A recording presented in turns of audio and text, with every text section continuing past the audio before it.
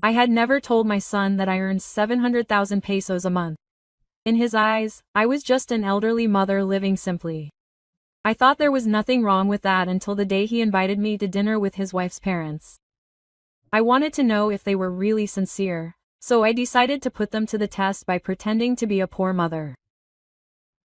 But the moment I entered the restaurant, the first look they gave me was not one of welcome, but of contempt.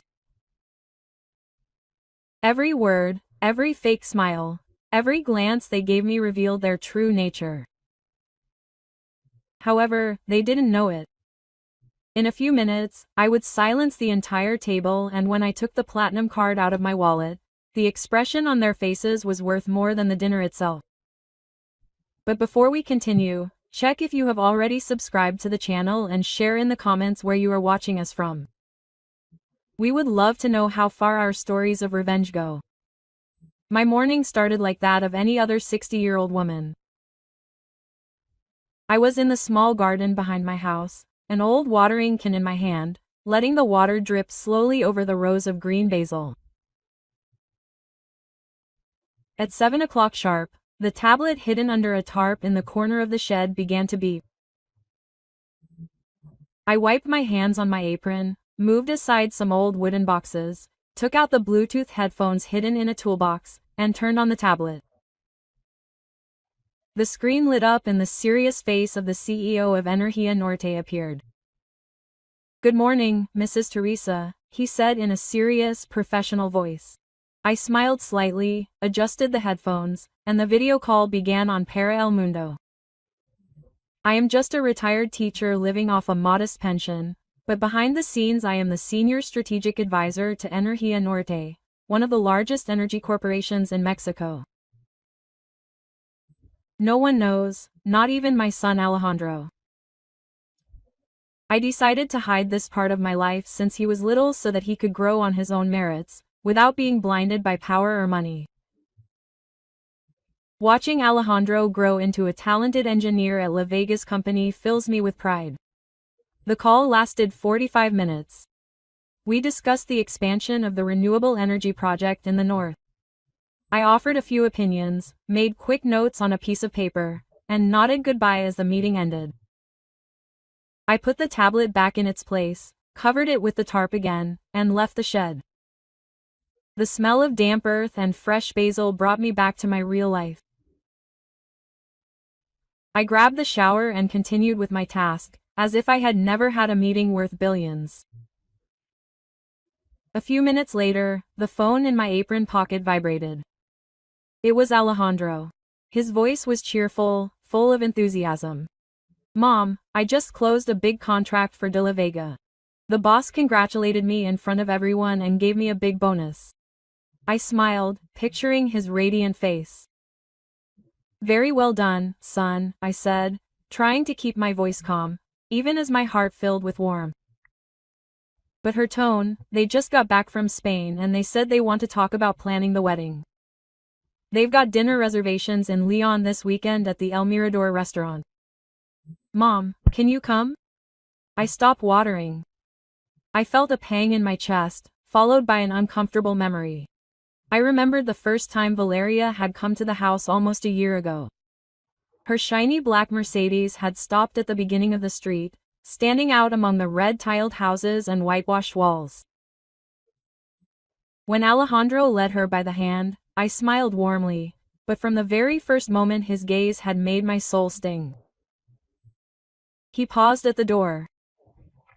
His eyes quickly scanned the worn wooden furniture, the embroidered pictures hanging on the wall, and the faded tile floor.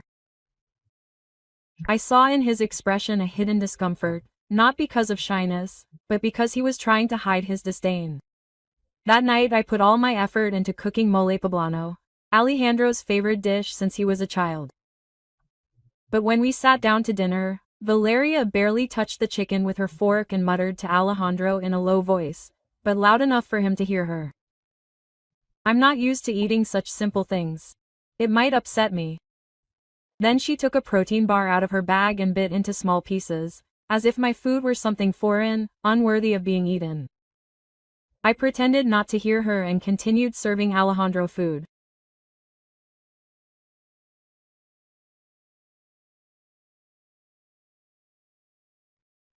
After dinner, when Valeria went to the bathroom, I happened to see her through the half-open door, applying hand sanitizer. Although she had already washed her hands with my soap. It was a small gesture, but it felt like a needle piercing my pride. I wasn't angry, just sad. It hurt that my future daughter-in-law saw me as a stranger, as if my life was something she should keep her distance from. Valeria and Alejandro were married in a civil ceremony 3 months ago, but the formal ceremony hadn't taken place yet because Valeria's parents were negotiating a contract in Spain. Now they're back and they want to meet me. I wonder if Valeria's way of being comes from her family. Will they look at me with the same gaze? I want to know, not only because I want my son to be happy, but I also need to make sure he's joining a family that values him and respects me as well. I hung up the phone and told myself that I had to prepare for this dinner, not only to meet Valeria's parents, but to protect myself. I entered the house and went up to the attic, where an old wooden trunk sat silently in a corner. I lifted the lid and the smell of wood and old fabric enveloped me. Inside were the memories of my life, a photo of Alejandro as a child, a handkerchief embroidered with my name, and the clothes I had worn on special occasions. I took each item out, feeling a knot in my chest as I touched the flowered dress I had worn to Alejandro's college graduation. It was already out of style, the fabric a little faded. I picked up the dress and gently stroked the fabric. Then I took out my old heels, the ones whose soles I had glued together several times. I looked at them and an idea crossed my mind. I would wear them to the meeting in Leon, not because I didn't have something better, but because I wanted to put them to the test. I wanted to know how the family in La Vega would treat me when they saw Alejandro's poor mother. Would they welcome me kindly or would they look at me the same way Valeria had that day? On the appointed day, I took an intercity bus to Leon. When it stopped at the bus station, I got off. My heels scraped against the hot sidewalk. I decided to walk almost 1 kilometer to the restaurant El Mirador de Leon. In front of the entrance, I stopped and took a deep breath. The sign, El Mirador de Leon, shone with neon lights, giving off an air of luxury reserved for people like those in La Vega. The guard at the door, in a black uniform, looked me up and down. His eyes showed distrust when he saw the flowery decor and the worn shoes. I smiled and pronounced the name of the reservation clearly. Arturo de la Vega frowned, but finally opened the door with a somewhat forced tone. "Come in, ma'am." Inside, the air conditioning hit my face and made me shiver. I looked around and quickly found his table in a corner. A bottle of red wine glistened under the lamp. Don Arturo, Valeria's father, was wearing a perfectly tailored gray suit. Doña Isabel, her mother, wore an elegant blue silk dress and had her Hermes bag placed carefully beside her. Valeria stood next to Alejandro in a tight white dress and a smile that seemed rehearsed. And Alejandro, in his navy blue suit, immediately stood up when he saw me. "Mom," he exclaimed excitedly, although I noticed a slight nervousness in his gaze. I advanced slowly, watching my step. Don Arturo stood up and reluctantly offered me his hand, as if out of obligation. "Mrs. Teresa, it's a pleasure to meet you," he said in a deep voice, without any warmth. Doña Isabel barely nodded. Her eyes flicked over my cloth bag and then she looked away as if it weren't worth looking at anymore. Valeria smiled a smile that I could only describe as factory-made, pretty but icy. "Mom, sit here," Alejandro said as he pulled out my chair. His gaze sought to reassure me, but I saw the tension in the way he clenched his fists. As I sat down, I noticed Doña Isabel put her Hermes bag aside, as if she feared my old bag would contaminate it. That small gesture hurt me, but I kept smiling. The waiter, a young man in an impeccable white shirt, brought the menus. The others quickly ordered fillet of pork rinds, salmon salad, and a soup whose name already sounded expensive. I flipped through the pages, my fingers brushing the prices, and in the end I ordered just a glass of water and a salad. "That's all, ma'am." He raised his glass, looked at me, and said mockingly, "This wine is French, a bit strong. It might not be to Mrs. Teresa's taste, right?" Although it sounded light, his words were like a stab to the pride. I smiled and replied, "Thank you. I'm fine with water." Quote. Doña Isabel began to talk about the wedding in a fluid voice, as if reciting a prepared speech. "We chose the church of Santa Maria de Gracia, very old and solemn. The reception will be at the Hotel Real de Guanajuato. There is no more appropriate place. Valeria's dress was made by a famous designer in Spain, made just for her." She spoke without pausing, as if she were showing off a list of accomplishments. She paused, took a sip of wine, and concluded, "The estimated cost is around 2 million pesos. Of course, our family will take care of everything." Her phrase was an elegant way of saying that I had no place in her plans. Valeria intervened, placing her hand on Alejandro's with a sweet voice but an icy gaze. "Alejandro's mother is very simple. I suppose she can't help much financially, can she? So we and my parents will cover everything." She paused, looked at me intently, and added, "Although if you want to contribute something symbolic, perhaps with the flowers the tables so it looks more balanced between the families, that would be nice." His words were an invisible slap in the face. Don Arturo and Doña Isabel burst out laughing in unison. I looked at Alejandro expecting him to say something, anything in my defense.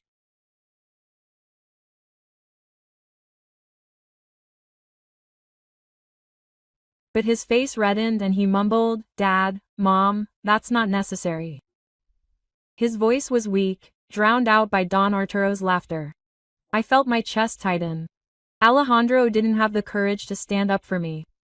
Don Arturo raised his glass and looked at me directly with a look of superiority in his eyes. "Mrs. Teresa, I know that living in retirement is not easy. Alejandro told us that you live off your pension. It must be quite difficult." He took out his wallet, took a Montblanc pen and a checkbook from the inside pocket of his jacket with slow, almost theatrical movements. "If you need it, I can send you 15,000 pesos a month so that you can live more comfortably."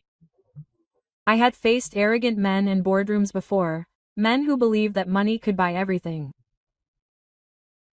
But this time what hurt me the most was not Don Arturo's offense, but Alejandro's look. He had his head down, not daring to look at me, as if he were ashamed of his own mother's existence. I smiled. The same smile I had practiced for years in tense meetings. Quote, "How generous you are," I said, in a calm voice. The waiter began to serve the main course. Mine was a small salad that I had ordered as a courtesy. The others were eating fillets of rescob. Don Arturo, with a shiny silver knife in his hand, cut the meat while he recounted his recent trip. His voice resonated with pride, describing in detail how he and his group of high society friends followed the trail of an antelope in the savannah. "We had to hire a helicopter. Can you imagine, Señora Teresa? The cost of that trip would be enough to buy a house in the countryside." He laughed loudly, as if telling a joke, but his gaze toward me was full of sarcasm. Doña Isabel intervened in an elegant but cold voice, raised her wrist to reveal a shiny Rolex watch, and sighed dramatically. "Last week in Milan I scratched this watch a little. What a nuisance. I had to send it to Switzerland to be repaired."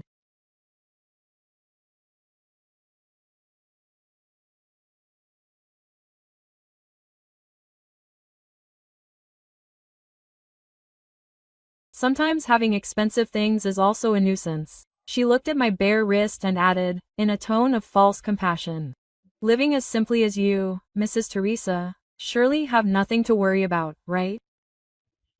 That seemingly gentle sentence felt like a needle piercing my pride. Valeria turned to me with a sweet smile on her lips, but her eyes were as cold as ice. Mama Teresa, what do you usually do on the weekends? Gardening, watching TV. Your life seems a bit boring, doesn't it? Her tone was outwardly kind, but I detected the contempt behind every word. I opened my mouth to respond, but Don Arturo interrupted me. Older people live well, they don't move much that way. They spend, maybe because they don't have money to spend. He chuckled, raising his glass of wine, looking at me as if I were someone insignificant.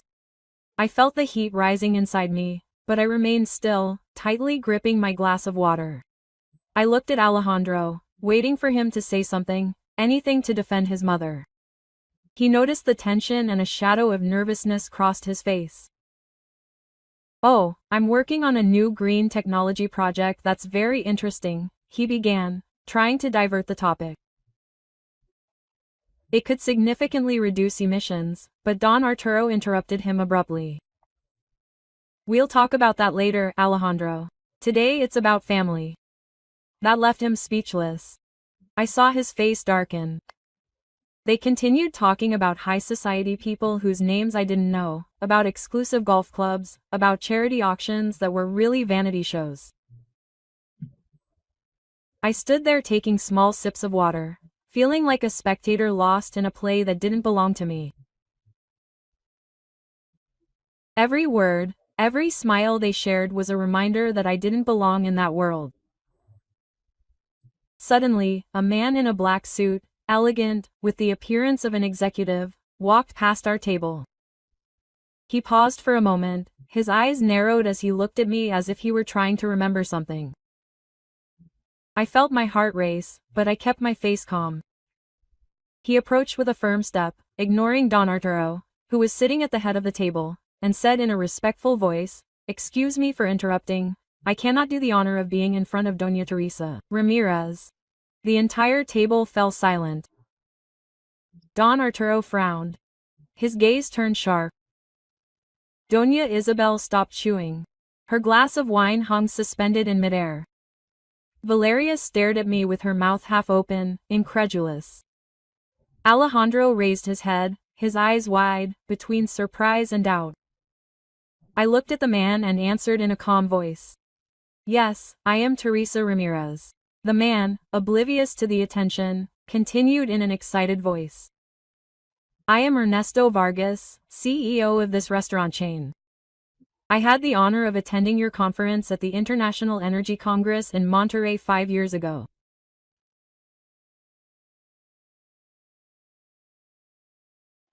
Your presentation as Senior Strategic Advisor to Energía Norte on sustainable energy strategies completely changed our way of thinking.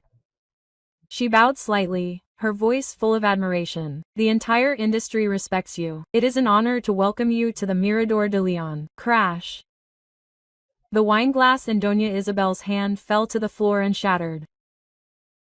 The red wine splashed on her white silk dress with the huge Gucci logo. She let out a small cry, stood up startled, but her gaze remained fixed on me. Valeria froze, her hand covering her mouth, her face completely pale. Don Arturo looked at me. His eyes were wide open, full of astonishment, but also doubt, as if he couldn't believe that his mother had another identity. Don Arturo was the first to regain his composure. He let out a dry, forced laugh, trying to keep up appearances. Mr. Ernesto, you must be confused. This is Mrs. Teresa, my son-in-law's mother. She's a retired teacher. She lives very simply. He stressed the last two words, wanting to make it clear that I couldn't be the person Ernesto was talking about. Valeria rushed to support him, her voice high-pitched, almost desperate. Yes, that's right. It must be a resemblance. She's been a housewife all her life, she doesn't know anything about business. Her words would make me look like a pathetic imposter, denying the truth in front of me. I calmly placed the napkin on the table and I looked at Ernesto Vargas. Thank you, Ernesto, I said softly, but clearly enough for everyone to hear. I'm so glad to see you again. Is the restaurant doing well? Ernesto nodded repeatedly, his voice full of enthusiasm. Yes, ma'am, very good. Thanks in part to his strategic advice from earlier. His words were like a fresh breeze that soothed, if only a little, the wound in my heart. But when I looked back at the de la Vega family, I saw that their smiles had faded.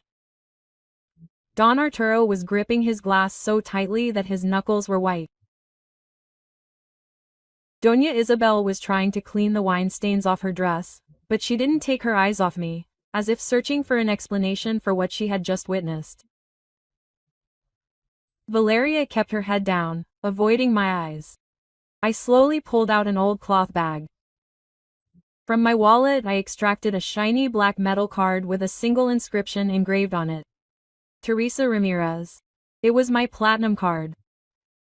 I set it down on the table, and the dull sound of metal hitting wood echoed in the silence. Dinner's on me, I said in a calm but firm voice. I looked directly at Don Arturo, who was motionless, staring at the card as if it were an object from another world. The 15,000 pesos a month, I thought, seemed to please him.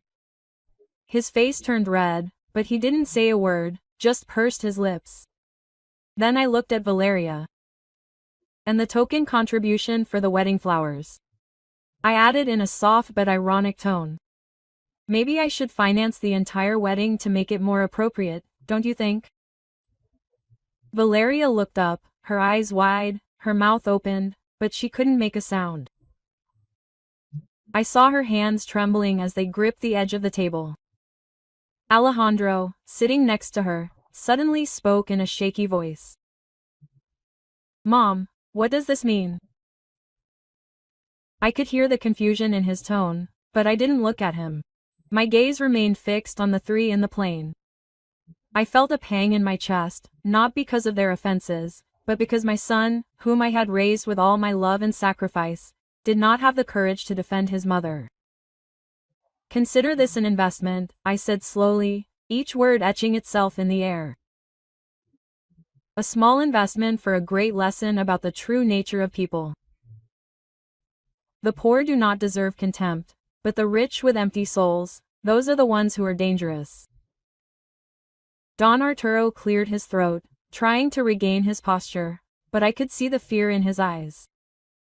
Doña Isabel stopped cleaning her dress, her hands shaking. Then I began to walk with slow steps, the sound of my heels echoing on the marble. As I passed Alejandro, I paused for a second.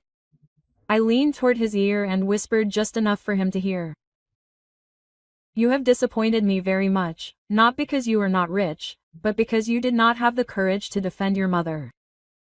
I felt her shoulders shake, but I didn't stop to watch her reaction.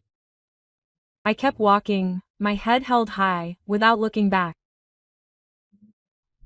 A few days after dinner, I was in my garden pruning the bougainvillea when the phone started ringing nonstop. All the numbers were unfamiliar. I glanced at the screen but didn't answer.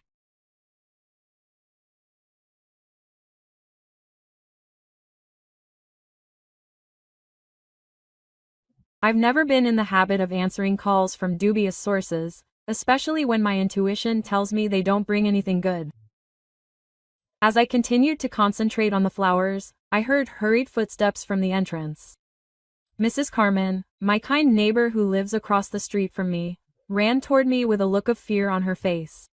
Teresa, look at this, she shouted, raising her phone with the screen lit up. Why are there pictures of you on the news? I put the scissors aside, grabbed Carmen's phone, and immediately I was being called by a poor widow, an ambitious woman who had staged an elaborate farce so that her son could move up in class through his marriage to Valeria. The article quoted a close source as saying that I had loudly bragged during dinner, showing a fake credit card to pay the bill but that the restaurant had declined it. Every word was carefully crafted to make me look like a despicable imposter. Alongside the text were secretly taken photos. Me picking vegetables at the market with a bunch of cheap cilantro, eating gorditas at a street stall in an old blouse, and another of me sewing an apron in the yard. I recognized immediately that these images had been taken in the last few days. I had been followed. I handed the phone back to Mrs. Carmen, trying to keep my voice calm. "Thank you, Carmen. I'll take care of this." I didn't get upset about the slander. I was used to the harshness of the world by now. The phone vibrated again. This time it was Alejandro. I took a deep breath and answered. His voice on the other end sounded confused, almost desperate. "Mom, have you seen the news?" She said in a broken tone. "The director called me. They say I'm an accomplice, that I knew you deceived the Vega family." "I'm fired, Mom." Valeria also wrote. She says she's canceling the wedding.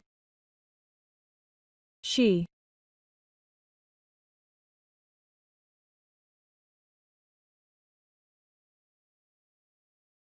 says she can't accept having a lying mother-in-law and a cowardly husband.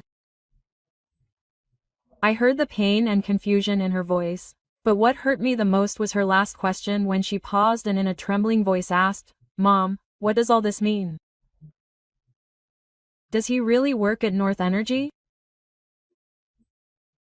Or is what the newspapers say true?"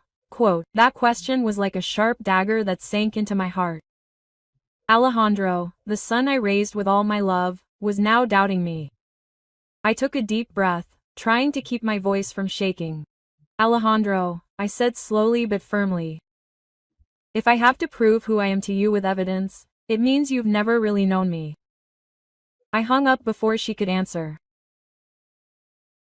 I wasn't angry with him, but I felt a deep emptiness, as if all the years I'd dedicated to living for him had been rendered useless.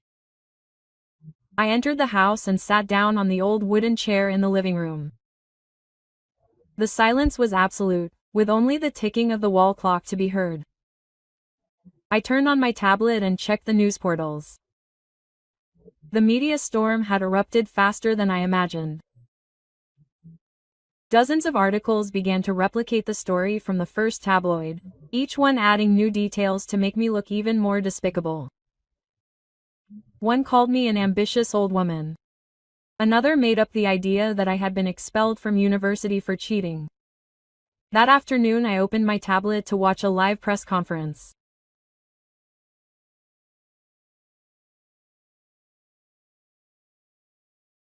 The De La Vega family appeared on the screen, sitting elegantly in a luxurious living room. Don Arturo, in his gray suit, looked like a remorseful victim. His voice trembled as he spoke of the betrayal I had committed. Doña Isabel, next to him, was wiping away her tears with a silk handkerchief, as if she had lost everything in her life. But the one who caught my attention the most was Valeria. She was wearing an impeccable white dress, her eyes red, crying in front of the cameras.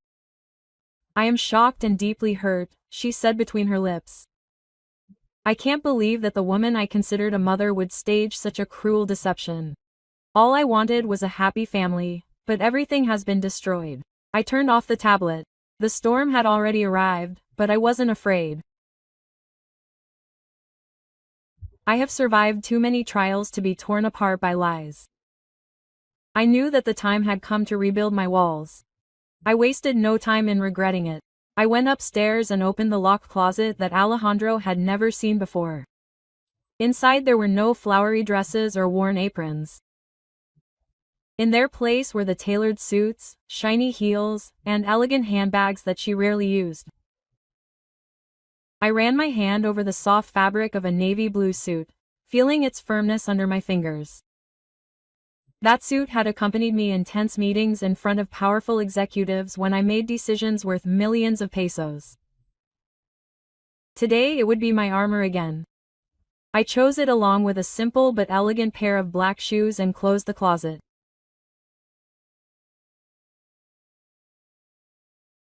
I called a long-distance taxi and left Querétaro as dusk began to fall. The destination was Mexico City, but I didn't go directly to the Vega headquarters. Instead, I chose a small, quiet coffee shop in the Polanco area, where the soft yellow lights and the aroma of roasted coffee created an unobtrusive atmosphere. I sat in a corner, took out my phone, and sent a message to a single number. Julian, this is Mrs. Teresa, Alejandro's mother. I need your help. Meet me at the El Olvido coffee shop in 30 minutes. Come alone. I pressed send, left the phone on the table, and looked out the window. The streets of Polanco were bustling, expensive cars were driving by, but all I could think about was Julian, the young engineer Alejandro had been talking about. I remember the times Alejandro had mentioned Julian, a boy from a humble background who had grown up in the poor suburbs of Leon. He was a computer genius, but no one had noticed his talent until Alejandro discovered it and promoted him to an important position at De La Vega, despite the opposition of many people in the company. Julian is like a brother to me, Alejandro would say, his eyes shining. I was banking on the loyalty of this young man, on the gratitude he felt for my son, but deep down I was also worried. If Julian refused, or worse, if he told De La Vega, all my plans would fall apart. Exactly 30 minutes later, Julian entered the coffee shop. He was thin, wearing thick glasses, a simple shirt, and jeans.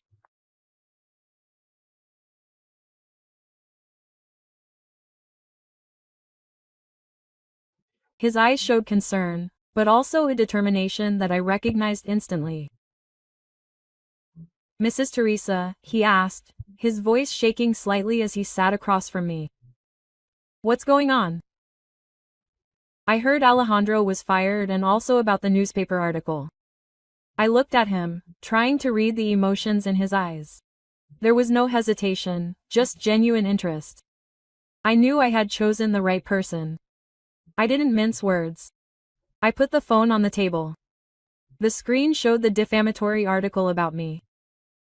What they wrote is a lie, Julian, I said in a serious but firm voice. They want to defame me and in doing so hurt Alejandro. I need proof that Valeria paid the journalist to write that article. Julian looked at the screen, frowned, and clenched his hand into a fist.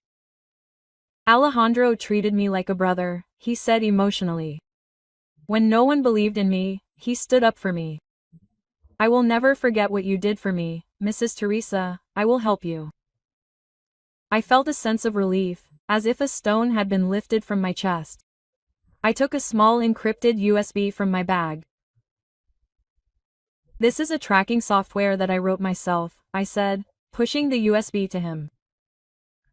It can track suspicious transactions and communications within La Vega's internal system. Can you install it on their system? Julian took the USB, turned it between the keys. Their security system is very strong, he said thoughtfully, but I know of some vulnerabilities. It will be difficult, but not impossible. I looked at him. I could sense the determination in his every word, but I also sensed the danger in it. Julian, I said, putting my hand on his shoulder. This is very risky. If you get caught, you could lose your job, even face lawsuits. Are you sure? He looked up, his gaze steady and unwavering. When Alejandro promoted me, the department made fun of me because I only had a degree from community college. They called me the country boy, but he came to my defense. He said that talent doesn't lie in degrees.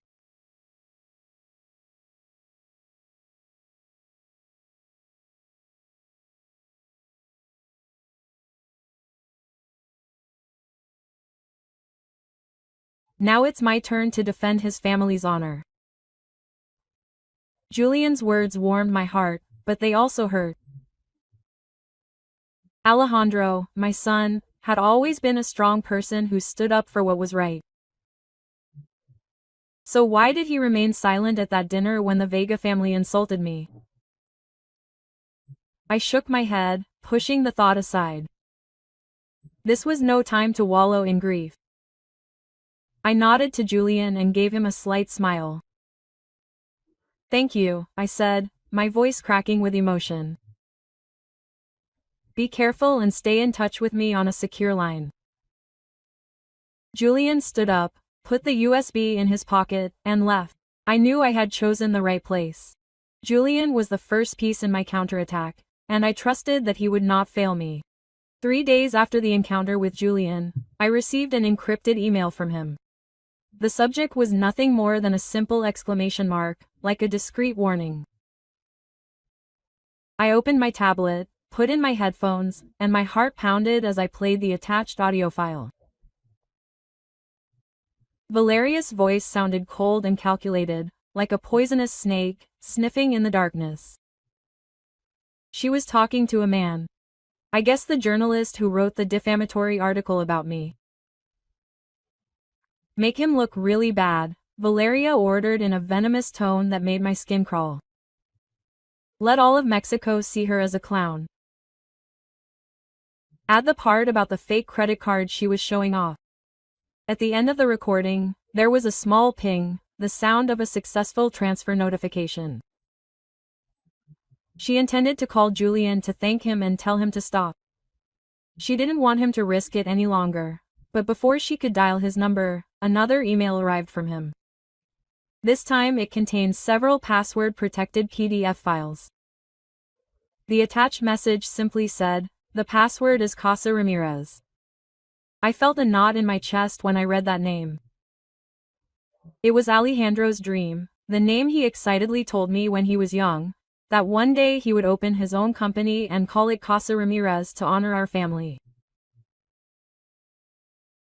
I typed the password with trembling hands, not knowing if it was from excitement or from the premonition of what I was about to see. The files opened and I almost stopped breathing.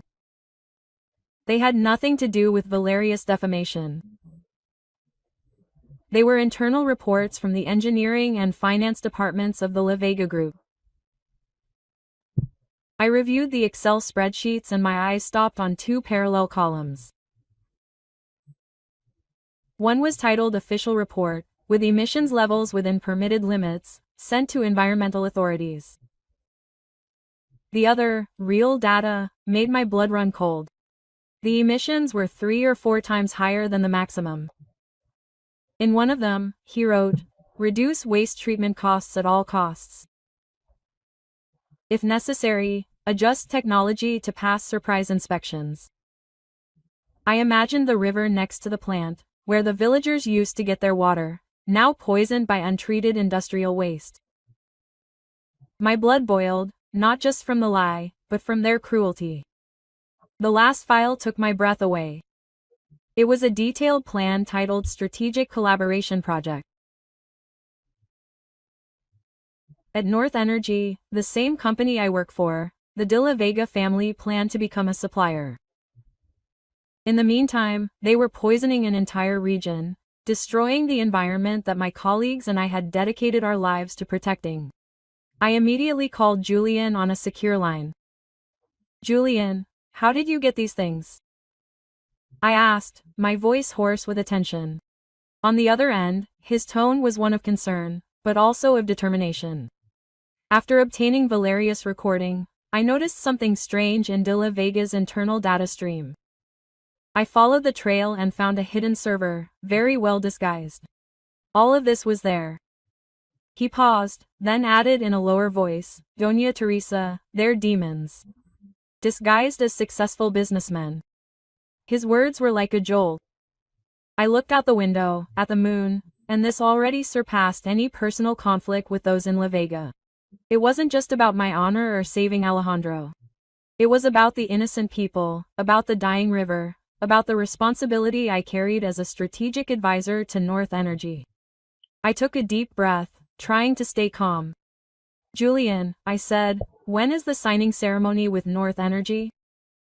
"In 2 weeks at the main auditorium of North Energy," he replied immediately. "They are preparing thoroughly. They want to make a big impression." I nodded, even though he couldn't see me. 2 weeks wasn't much time, but it was enough to prepare a plan. The scenario that the De La Vega family had been longing for would ironically become the place where they would face the truth. "Thank you, Julian," I said firmly.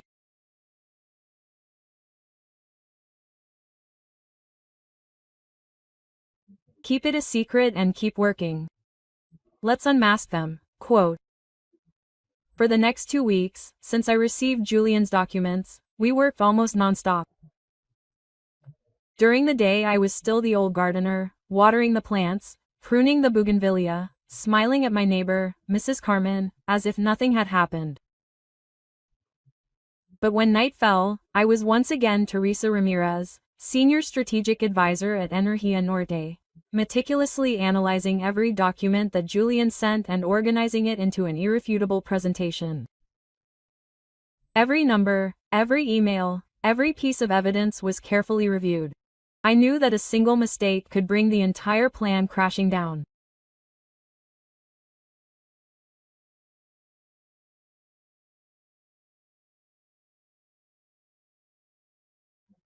I contacted some trusted colleagues at Energía Norte, people with whom I had shared decades of intense meetings, people in whom I trusted completely. I didn't tell them I revealed the whole truth, only mentioning a possible security issue related to De La Vega and asking them to trust me, to remain silent and be ready to act. They nodded through the screen with trusting gazes, without asking questions. That loyalty comforted me, but it also reminded me of the weight I carried. I was no longer fighting just for my personal honor, but for the innocents on the banks of the poisoned river, for the values that Energía Norte had promised to defend. Julia, I opened it and immediately felt a suppressed rage. The slides were full of colors, with images of green trees, impressive growth graphs and empty promises about sustainable development. They had constructed a perfect picture, a play to hide their crimes. I knew that if that presentation was shown, De La Vega would get to sign the contract with Energía Norte and the truth about the river, about the falsified figures, would be buried forever. Our plan was bold but simple: to swap the content of the presentation.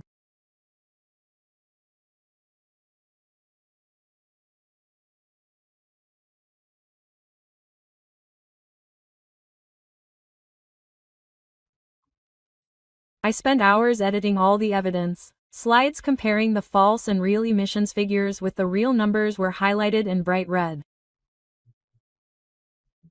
Snippets of emails with instructions from Don Arturo, highlighted so no one could ignore them.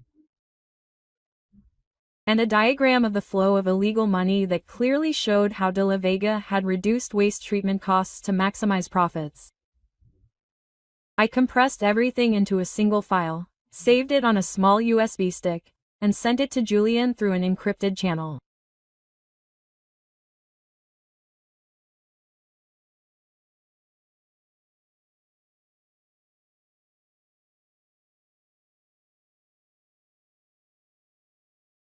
Each step was carefully calculated, but I knew that the biggest test was yet to come. How to change the USB stick.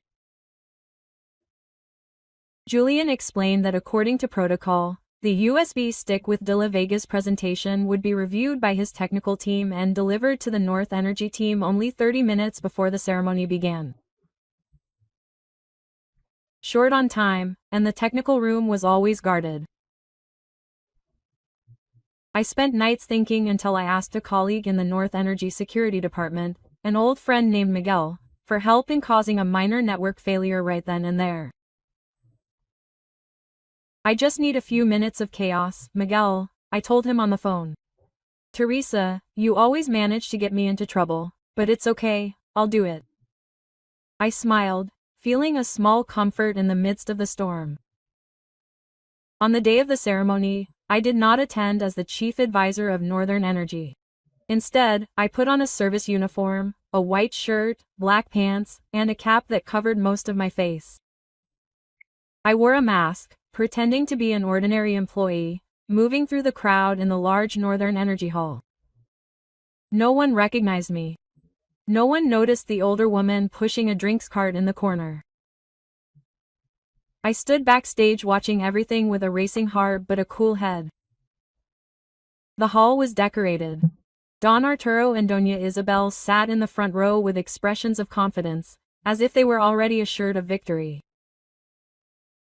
Valeria stood next to them in a bright white dress, her smile perfect, like an actress on stage. I saw Julian enter with the De La Vega team. He was wearing a tight-fitting suit. He looked more mature than I remembered, but I could see the concern in his eyes, although he tried to remain calm. I clutched the phone in my pocket, waiting for the signal. At 10 o'clock, the phone vibrated. A message from Miguel. The failure has begun. From afar I heard the false alarm sound in the technical room, accompanied by hurried footsteps and nervous shouts. Check the system now. In that moment of chaos, I knew that Julian was acting. I only had a few seconds to take out De La Vega's USB drive and connect ours. I stood still, barely breathing, my eyes fixed on the entrance to the technical room. Minutes later, Julian came out passing near where I was. He nodded slightly, a discreet gesture, but enough for me to understand. The plan had worked. The USB drive of destiny was in the projector. I retreated further into the darkness of the stage, waiting for the big event to begin. The room was full, investors in expensive suits, international partners with expectant looks and dozens of journalists from the main media with cameras ready. In the front row, the De La Vega family radiated power and pride. Don Arturo, in an impeccable Italian suit, smiled confidently. Doña Isabel, wearing a sparkling Mikimoto pearl necklace, bowed her head to speak to a reporter. Valeria, in her expensive Louis Vuitton dress, stared at the cameras with the smile of a star on the red carpet. Alejandro was not present. I called him that morning, but he did not answer. I imagined him in his small apartment in Leon, sunk in despair after losing his job and being abandoned by Valeria. A part of me shuddered at the thought of my son, but I reminded myself that what I was about to do was not just for my honor, but to free him from the shadow of the De La Vega family.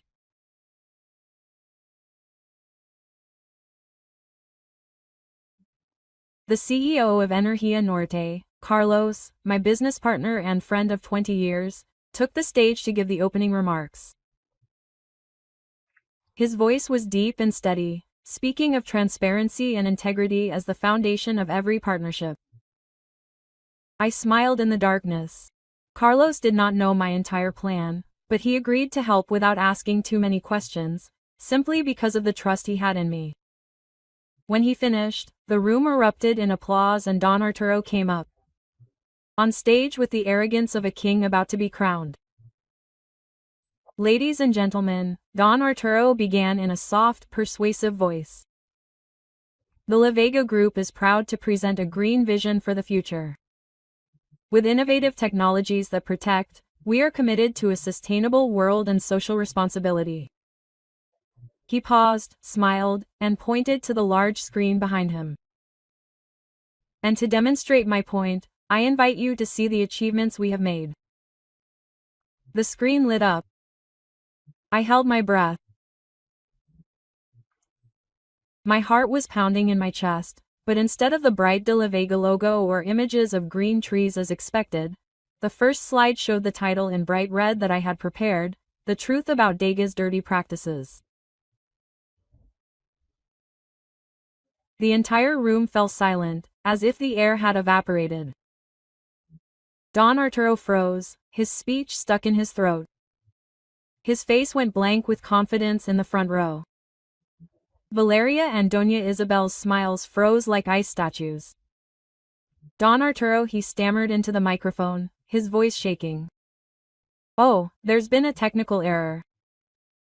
He turned back, making desperate gestures to the technical team.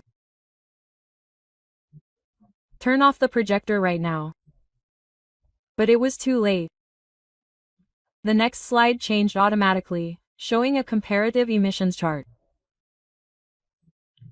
The real column in bright red, 4 times higher than the permitted limit, next to the column for the false report sent to the authorities. Then the emails signed by Don Arturo appeared, highlighted. Reduce waste treatment costs at all costs. The murmurs in the room quickly turned to exclamations of astonishment. The cameras began to flash nonstop, like lightning in the middle of a storm. Doña Isabel let out a gasp, raised her pearl-studded hand to her mouth, and opened her eyes wide. Valeria, pale as a sheet, lowered her head trying to escape the stares that fell on her. I saw Don Arturo stagger, clutching the thimble to keep from falling. The room I came out from behind the stage, slowly removing myself. The cap and the mask. The lights were blinding me, but I didn't take a step back. I walked straight to Don Arturo. I took the microphone from his hand as he looked at me in horror. "Good afternoon, everyone," I said in a firm, resonant voice, sharp as a razor. "I am Teresa Ramirez, Senior Strategic Advisor for Energía Norte, and this is the evidence that demonstrates why we will never collaborate with an organization as corrupt and kinetic as the De La Vega Group." The audience murmured again, but this time with astonishment and admiration. I saw Carlos, the CEO, come up on stage. He put his hand on my shoulder and looked at me. "Energía Norte will demand a full investigation into the polluting activities of the De La Vega Group. We do not tolerate lies or irresponsibility." I looked toward the front row and met the terrified gazes of the De La Vega family. Don Arturo was about to collapse, his face gray as ash. Doña Isabel hugged Valeria, both of them trembling, as if their perfect world had shattered. Devastated. I felt no joy, only a profound sense of relief. The false figures, the manipulated emails, the poisoned rivers, everything was finally out in the open, with no way to hide.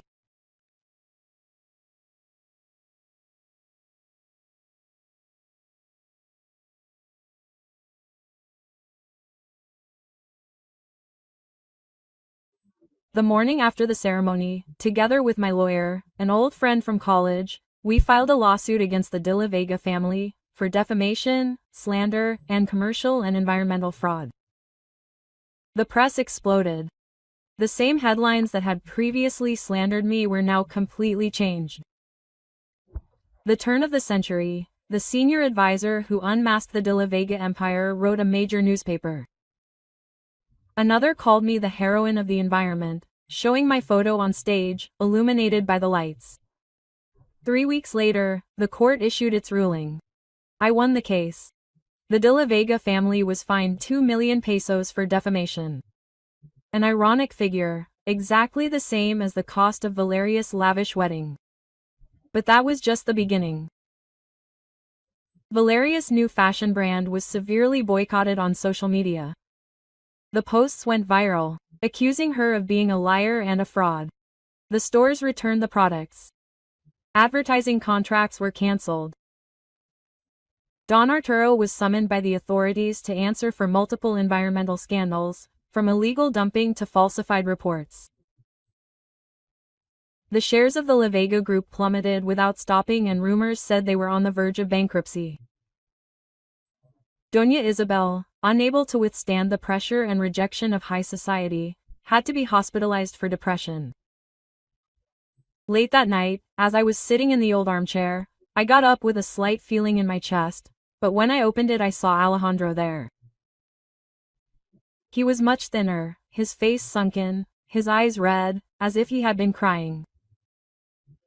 He didn't say anything, he just came in and hugged me tightly, so tightly that I could feel his heart beating faster.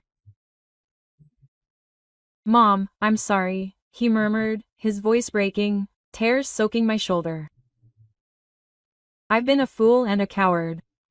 I didn't trust you. I didn't stand up for you."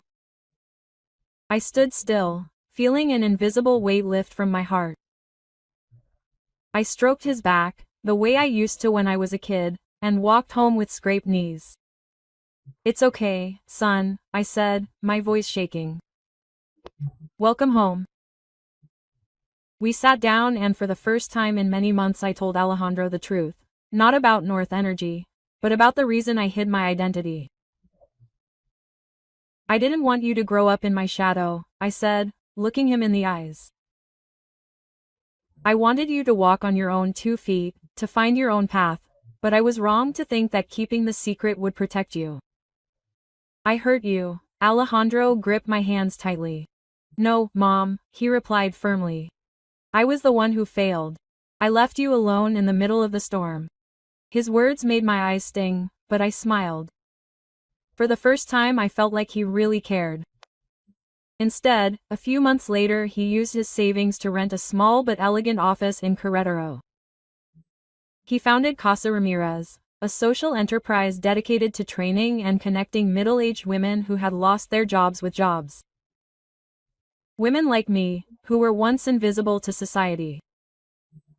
When he took me to see the office for the first time, I saw the Casa Ramirez sign hanging at the entrance and felt my heart would stop. I did this for you, Alejandro said with pride in his eyes, and for all the people who deserve a second chance. I hugged him as silent tears flowed. Julian, who had risked everything to help me, also resigned from De La Vega after the ceremony. He became the CTO of Casa Ramirez, contributing his talent and dedication. I would often see him and Alejandro working late at the office, laughing and planning new projects. Watching them, I felt like a part of my heart had healed. One afternoon, as I was watering the plants in the garden, a small package arrived. I opened it and inside I found a potted plant with a tiny cactus next to a card with no name.